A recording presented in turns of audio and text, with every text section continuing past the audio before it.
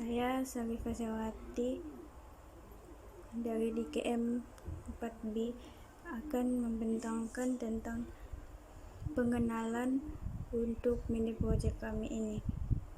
Oke, yang pertama ialah Computer Aided Design, yaitu CAD adalah teknologi yang berkaitan dengan penggunaan sistem komputer untuk membantu dalam pembuatan, pengubahsuaian, analisis, dan pengoptimum reka bentuk. Oke, yang kedua ialah dalam reka bentuk mekanikal, ia dikenali sebagai automasi reka bentuk mekanikal, yaitu MAD, atau penggubalan komputer, yaitu CAD, yang merangkumi proses membuat lukisan teknikal dengan penggunaan perisian komputer. Oke, yang ketiga ialah pencipta Autodesk ini adalah aplikasi reka bentuk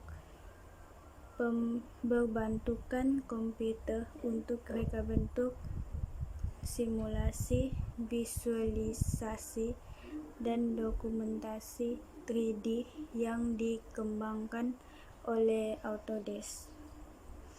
Yang keempat ialah Inventor, membolehkan integrasi data 2D dan 3D dalam persekitaran yang sinis, mewujudkan perwakilan maya produk akhir yang membolehkan pengguna merasakan bentuk, kesesuaian, dan fungsi produk sebelum produk itu dibina.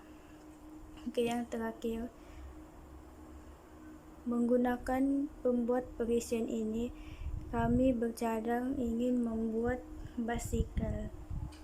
Assalamualaikum, nama saya Siti Nurnazia binti Muhammad. Okey, hari ini saya akan terangkan bahagian sketching dan drawing. Untuk sketching, saya lukis basikal pada kertas A4 putih dan tengok part by part yang perlu ada untuk menghasilkan basikal dalam bentuk 2D dan 3D. So, kami menggunakan software Inventor. Okey, kami akan membuat dia punya hand grip, bermula daripada hand grip basikal, roda basikal, saddle basikal, frame basikal, handlebar basikal, fork basikal, dan sekali kami buat pedal basikal. Okey, kami buat satu persatu dan gabungkan menjadi basikal, dan hasil dia 2D dan dalam 2D dan 3D. Okey, untuk pemandangan ortografik, kami setelah selesai basikal menggunakan software Inventor, so kami save file dia dan kami buka dalam file BSI drawing. Setelah selesai, kami buat dan masukkan dalam file drawing BSI. So dalam tu kami boleh tarik dari pandangan dia punya bawah, tepi, dan atas. Assalamualaikum dan salam sejahtera. Saya Nurmahira binti Abdul Maula, kat matriks 07 DKM 18 F2043. Di sini saya akan memetangkan bahagian dimension. Part yang pertama ialah hand grip bicycle yang berdiameter 45. Yang kedua ialah wheel bicycle yang mempunyai diameter bulatan dalaman sebanyak 20 dan luaran sebanyak 35. Yang ketiga ialah saddle bicycle yang berdiameter 35 dan berradius 17.5. Yang keempat ialah frame bicycle yang berdiameter 39 dan berradius 12.26. Assalamualaikum dan salam sejahtera. Nama saya Redinah binti Syam dan nombor kad matrik saya ialah 07 DKM 18F2060.